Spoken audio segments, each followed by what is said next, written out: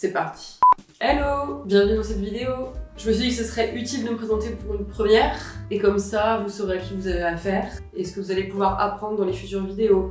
Moi, c'est Noémie, je viens juste d'avoir 30 ans et je vis avec mon petit chou. Qui dit bonjour à la caméra. Et du coup, je vous présente Woody. Woody.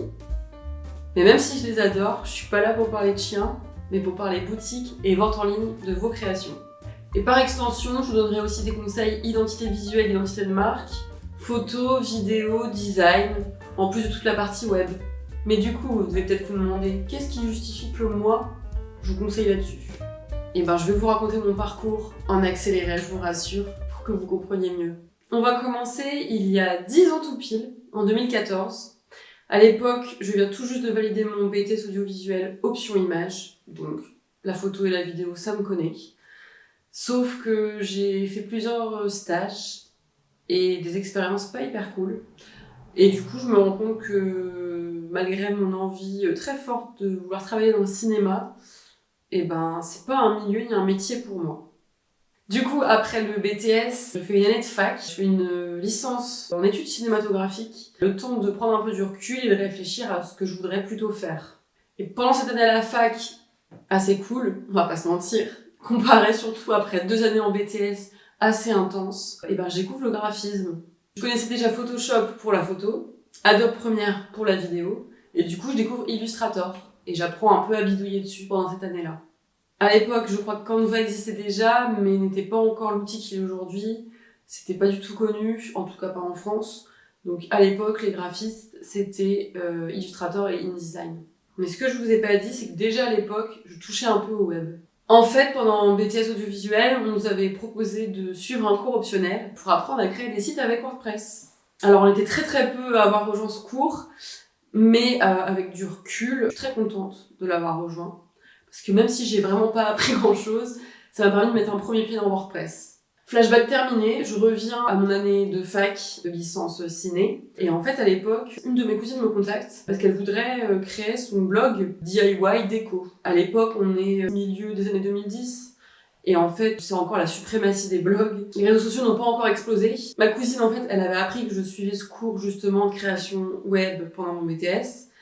Et du coup, comme j'ai un peu de temps cette année-là que je suis à la fac, je propose de bosser avec elle sur son blog. Du coup, on s'est lancé. Et moi, je me suis occupée de toute la partie web, de mettre en place son joli univers, de customiser son blog, ce qui à l'époque n'était pas du tout facile par rapport à maintenant, tout ce qu'il est possible de faire en fait, de personnaliser facilement, etc. À l'époque, c'était une autre affaire. Mais du coup, je me suis farcie de tutos et j'ai appris sur le tas pour obtenir exactement ce qu'on voulait.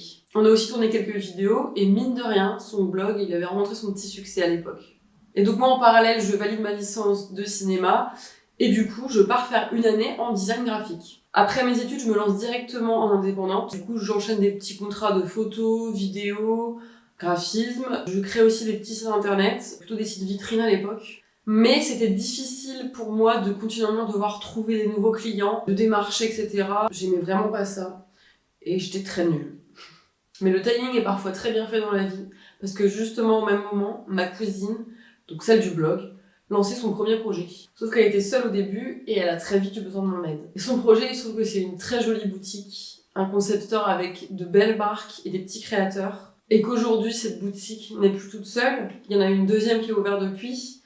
Et la troisième, à l'heure où je vous parle, est en travaux pour une ouverture d'ici novembre. S'il y a des Lilloises et des Dunkerquoises qui regardent cette vidéo, vous connaîtrez peut-être cette boutique qui s'appelle Mouflette. Et du coup, mon rôle dans tout ça, j'ai été vendeuse, j'ai fait de la photo, de la vidéo, j'ai été community manager, et surtout, depuis le début, et encore aujourd'hui, c'est moi qui gère le e-shop.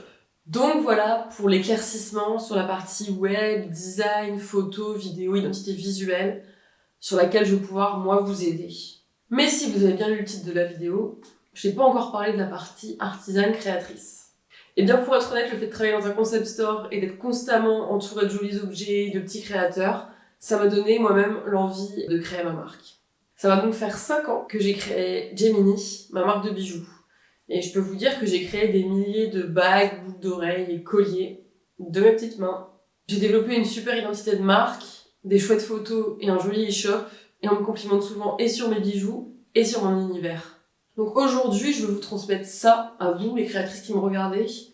Je veux vous apprendre à construire un bel univers visuel et une boutique en ligne pro et qui vendent.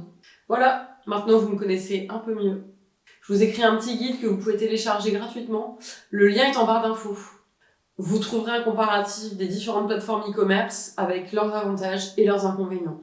Et sur ce, je vous retrouve très vite. Ciao!